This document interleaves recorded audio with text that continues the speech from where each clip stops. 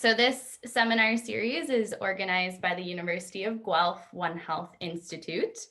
My name is Carrie, and I'm a PhD student in the Department of Population Medicine, and I'm also one of the collaborative specialization in One Health students. So it's my pleasure to facilitate this seminar today. I think as you can see from this Mentimeter, it just reminds us of how collaborative One Health can be, especially as we meet in this online format that really breaks down our geographical barriers that we would experience if we were in person. So the music at the opening of the session that you were hearing there is by an incredible Indigenous artist born in Saskatchewan named Buffy St. Marie. And as I was preparing for this session, I really felt her song called "We Are Circling" pays a beautiful homage to why we are meeting today.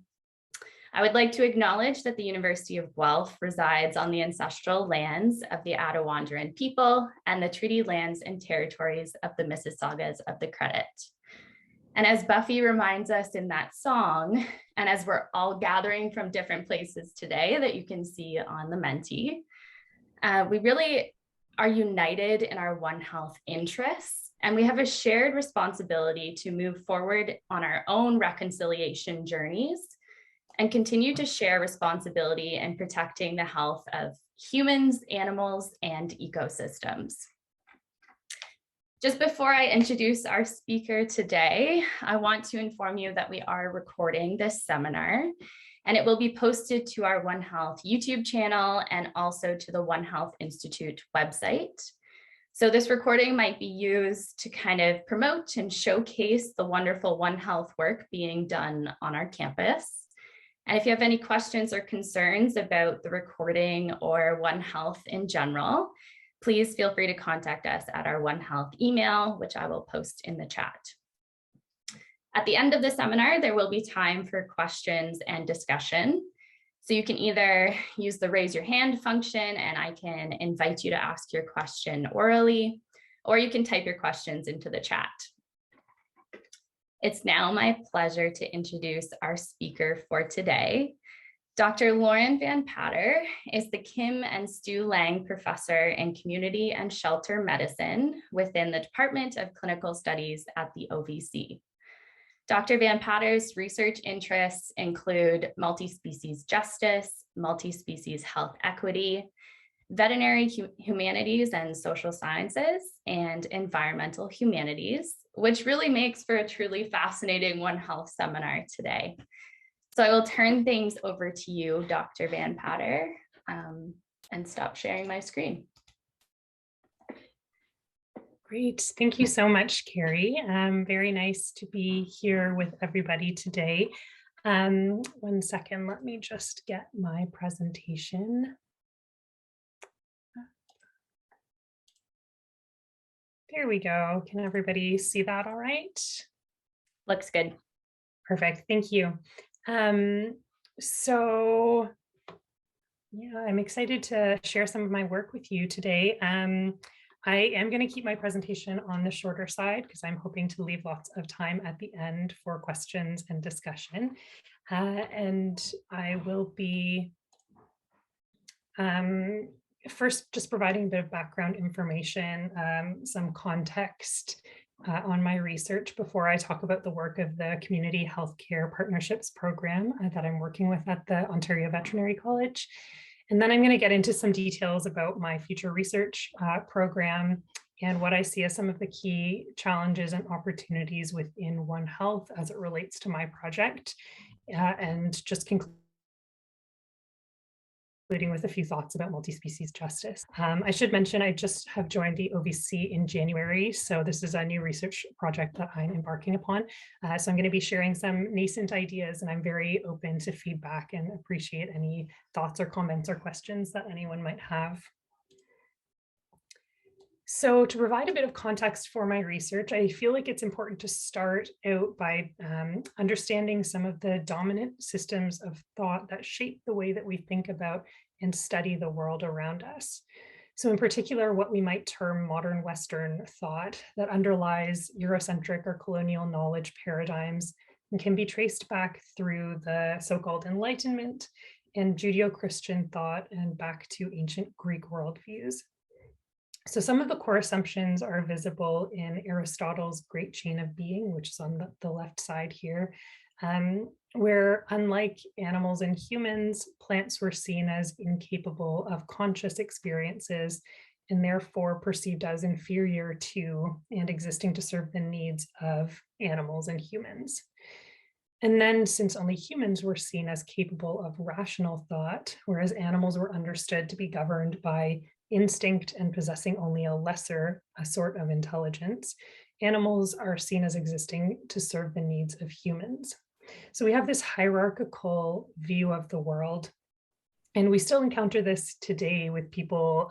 You might hear somebody talking about lower versus higher animals, and higher animals are typically those that are perceived as being closer to humans. And then as another example, René Descartes was instrumental in shaping Enlightenment thinking and modern views in Western science.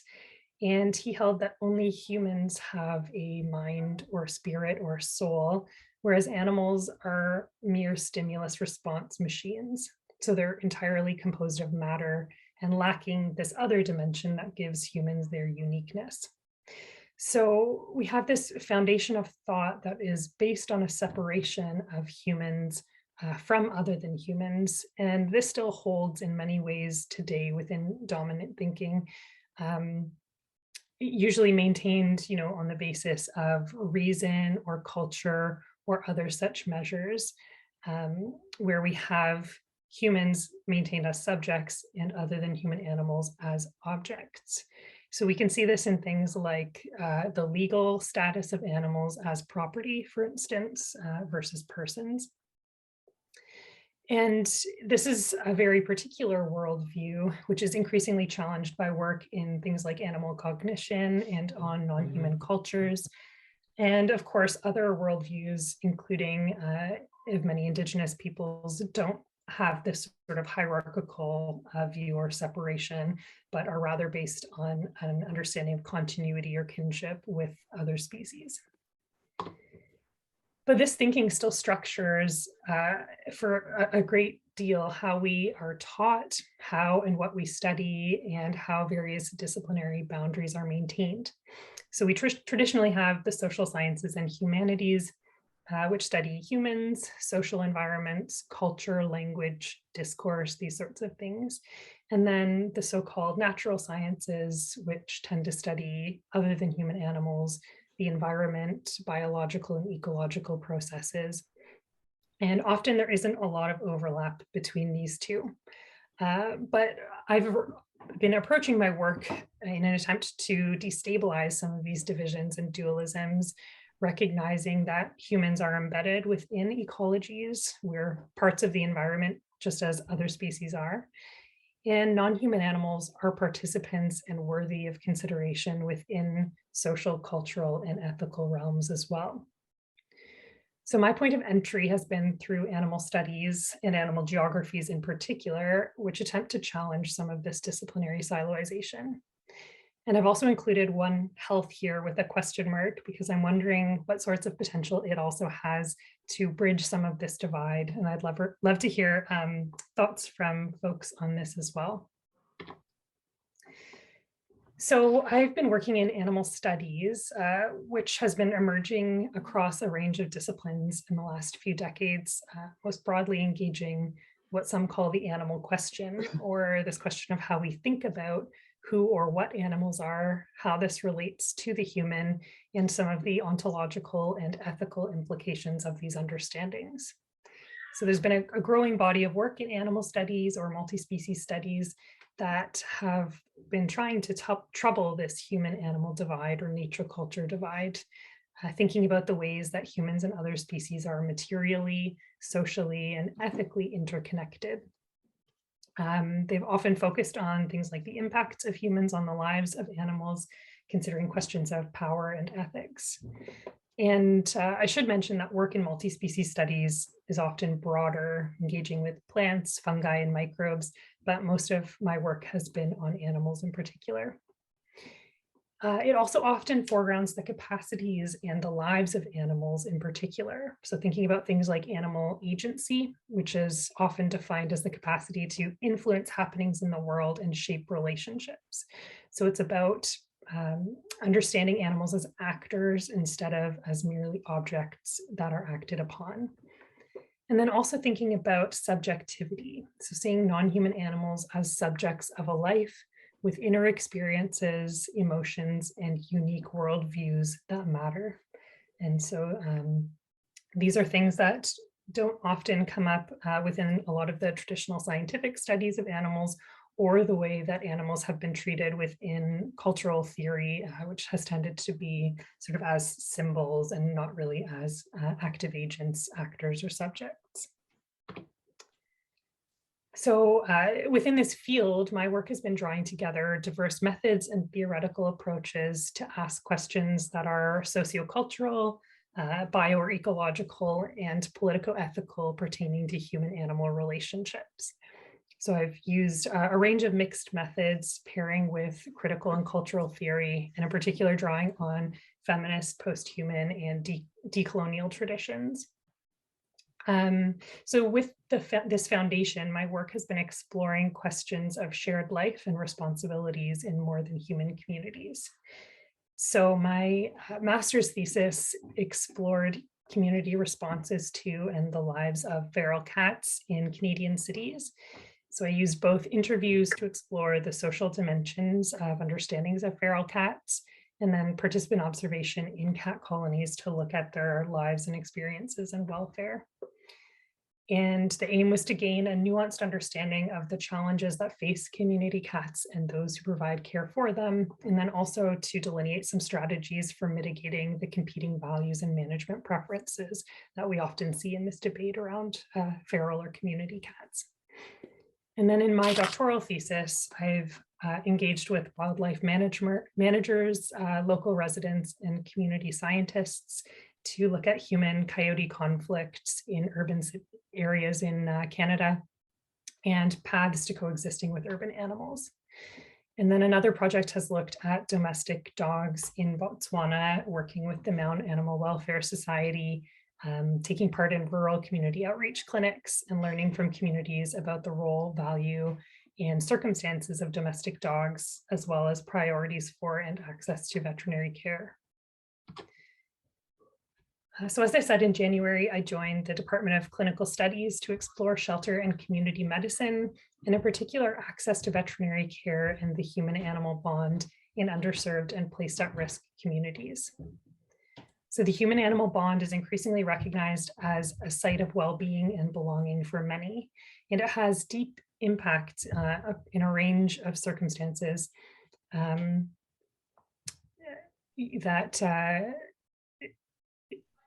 sorry, one second. So we see across a range of circumstances the way that the human-animal bond can be really significant in people's lives. So individuals who are unsheltered often won't access housing if their companion animals are not also welcome in a particular space. We have experiences of individuals who experience intimate partner violence and will choose not to leave if it means leaving their companion animal behind and potentially at risk. And so when we think about the human-animal bond, it's about recognizing these vital social relationships, and often is used to describe the therapeutic, psychological, physiological, and social benefits of animal companionship. So companion animals are very often vital members of individual support systems, and they facilitate things like social capital, trust, and building a sense of community. And these benefits are often reciprocal, with both animals and humans benefiting from the companionship, the emotional support, and those nurturing relationships. But the relationships can also be uneven, and this is important to acknowledge as well. So when we think about the human-animal bond through a One Health lens, we're interested in considering how within more than human families, human and animal well-being are linked. So Takashima and Day write that the positive effects that companion animals can possibly have on our lives and communities reinforces the need for a more prominent standing of the human-animal bond among global One Health initiatives, research, and discussion. And although the human-animal bond can be a source of resilience for those facing adversity, Applebaum and colleagues note that relationships with companion animals can also complicate adverse situations and create barriers to meeting the social, emotional, and basic needs of both individuals and their companion animals. So what we see is when the health or well-being of a companion animal or their human guardian is compromised in some way, it can have parallel well-being impacts on the other party. And the one important area of consideration within this discussion is access to veterinary care, as this is something that can be a significant challenge for many individuals due to factors like remote location or financial barriers. But when we take seriously companion animals as family and community members, it raises questions about access to healthcare and multi-species health equity, positioning these as One Health concerns. So despite a growing awareness of such dynamics, research and services for individual and community well-being remain largely anthropocentric or human-centered. They often fail to acknowledge animals as family or community members. But there is some emergent work that's beginning to address this gap. As one example, One Health clinics provide integrated multi-species wellness services. For instance, drop-in clinics that provide wellness checks and vaccinations for companion animals, and then services like primary health care, dental care, and harm reduction for human patients. So there are more locales that are starting to experiment with these kinds of models based on an understanding that some people are more likely to access care for their companion animals than for themselves. But by pairing the services, they can provide for both parties simultaneously. And so through such strategies, we can successfully engage underserved communities using the human-animal bond to build trust and draw people into a network of social and health supports. So at the OVC, the Community Healthcare Partnerships Program is working to shape a more equitable future in terms of veterinary care and veterinary education. It has the aim of identifying, understanding, and removing barriers that impede access to healthcare for animals, delivering companion animal healthcare to underserved communities in an effort to redress social inequalities, and in a manner that promotes reconciliation and self-determination. And there are three primary communities that are engaged by CHIP. These are Indigenous community partners, housing insecure urban communities, and then shelter, feral, or stray animal populations. So my approach to the research I'm doing with CHIP is an understanding that this question of access to care for companion animals does comprise elements of economic, technical, and policy considerations, but it's also really at its core a sociocultural question. So I feel it's really important to foreground discussions of power, equity, and marginalization, to think about things like systemic and historical dynamics, including colonialism and anthropocentrism, and also engaging with diverse and more than human lived experiences. And so this work is operating out of an understanding that we need new models sensitive to different understandings of human-animal relationships that are community engaged and based on collaborative partnerships. So the overall aim of my broader research program is to enhance well-being in underserved more than human communities.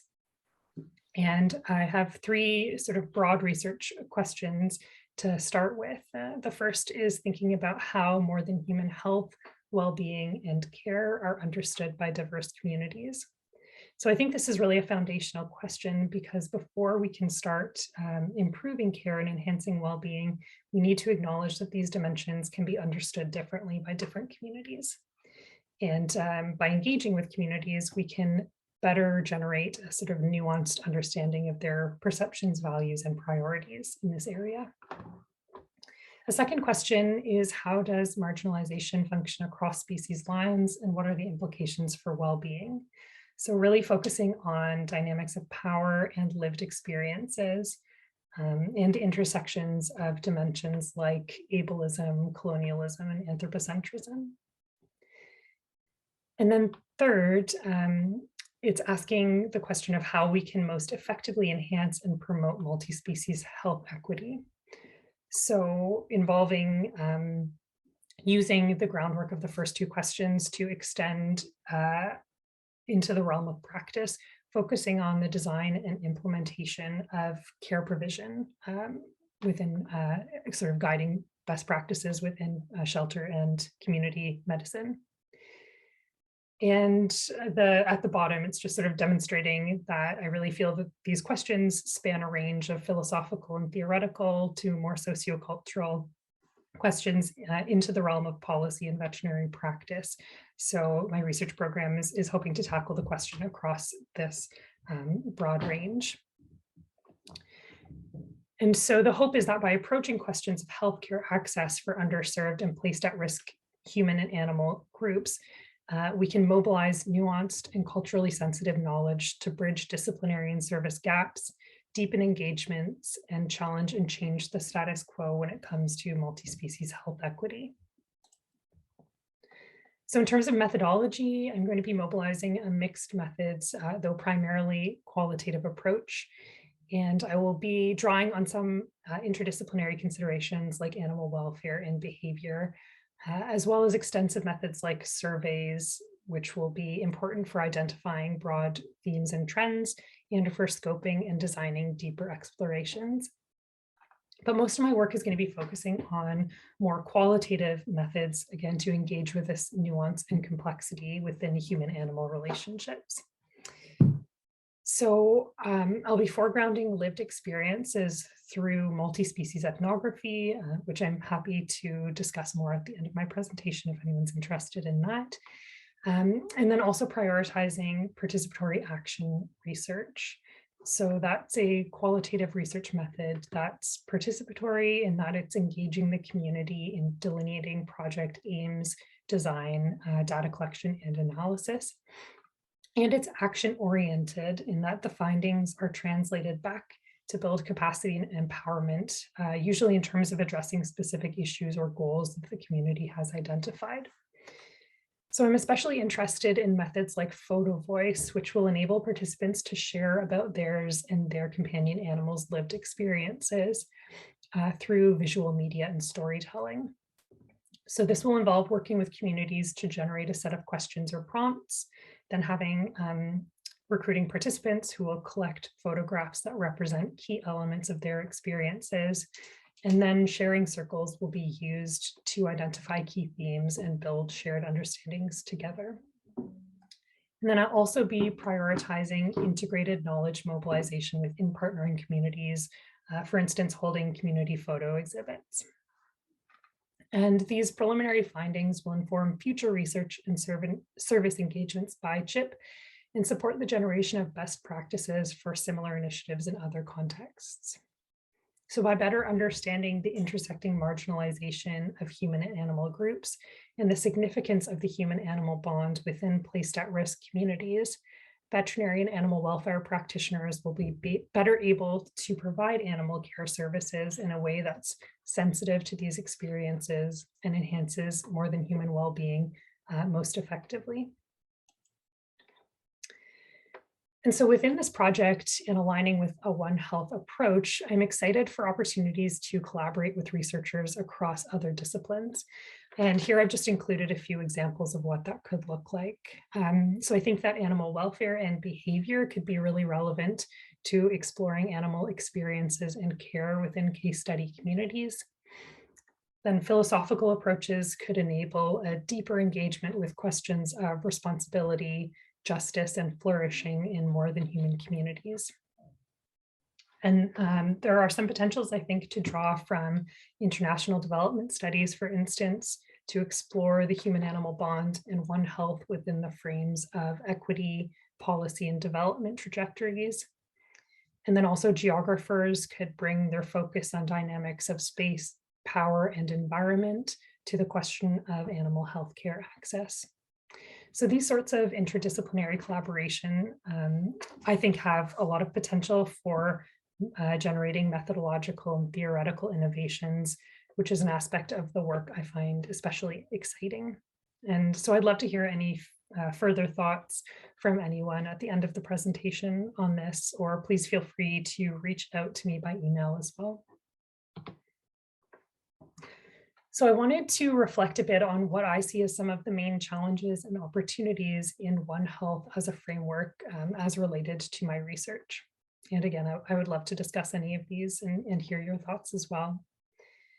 So I feel that One Health is inevitably a question of values and ethics. At its center are things like questions like, how are we defining health or well-being? How should it be promoted? Is it a social good or a basic right, and for whom? And one challenge that's been pointed out is an overly medicalized model, which doesn't sufficiently consider social well-being, especially in terms of relationships between species.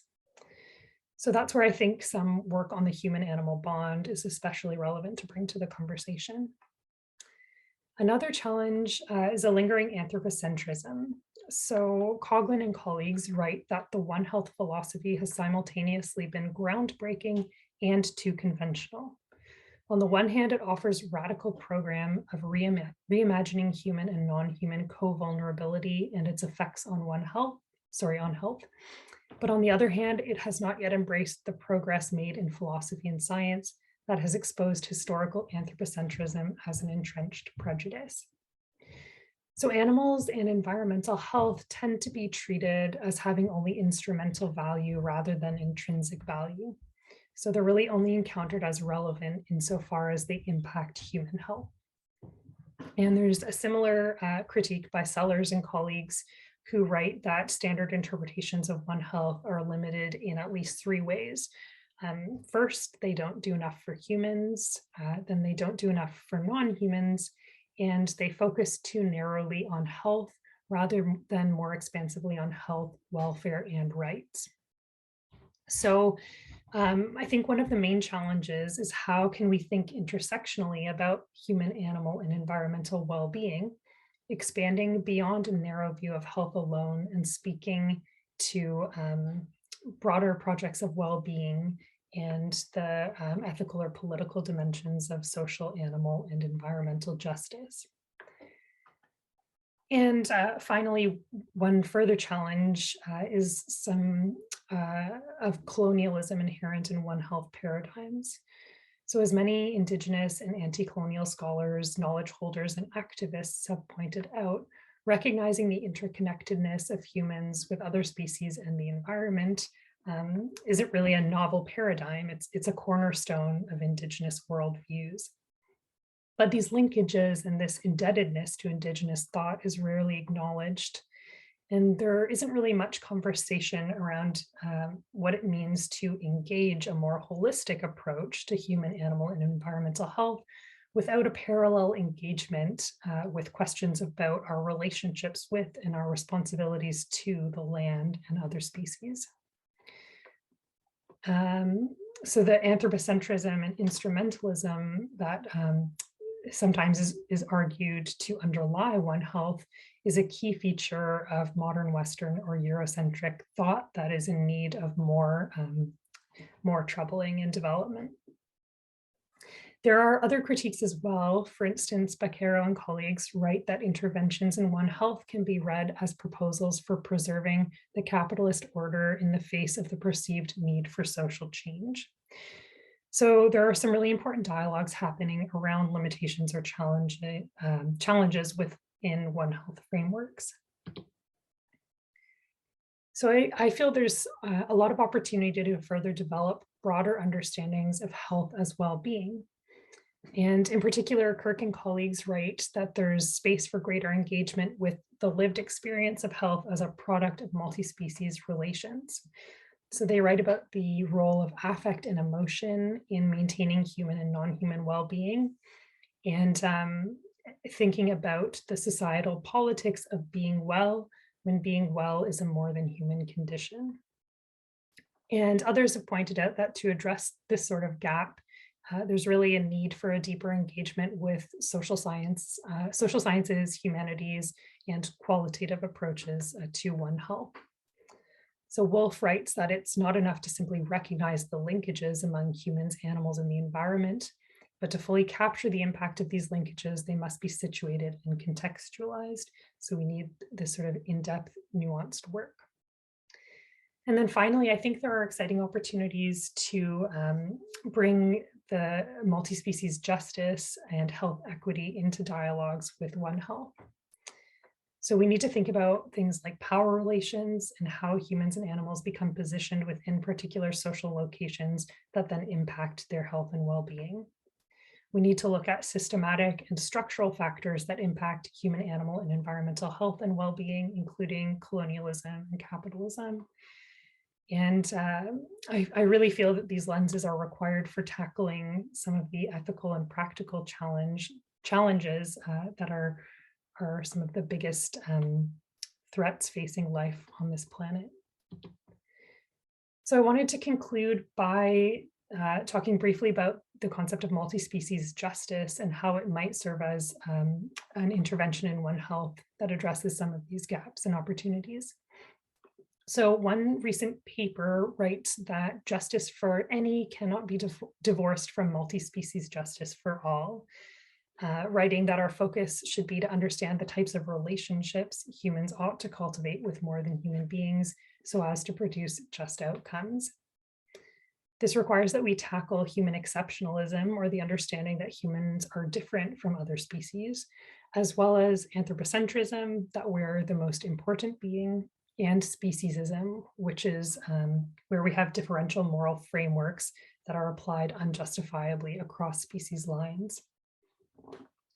Others have written explicitly about multi-species justice and how it relates to One Health. For instance, Sellers and colleagues who write about extending legal rights to health to non-humans, which they say will require a combination of individualized care and structural changes.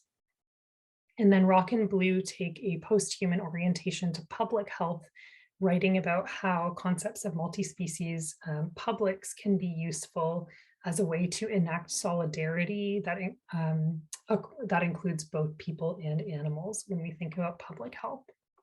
So this is really a nascent area of work, but I'm interested in thinking about this question of multi-species justice and the way that it connects to research in One Health, and especially the questions of veterinary care access and the human-animal bond.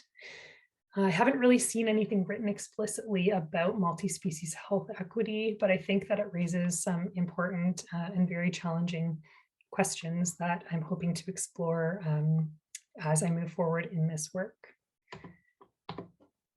We just want to thank you so much, Dr. Van Powder, for being with us today and sharing that wonderful talk you gave. I just want to remind everyone that the next One Health seminar will be in 3 weeks on March 24th at 1 p.m. Our speaker will be Dr. Brandon Gilroyd from the School of Environmental Sciences, and their presentation will be on evaluating livestock mortality management techniques using a One Health approach. So thank you again for joining us today, and thank you, Dr. Van Powder.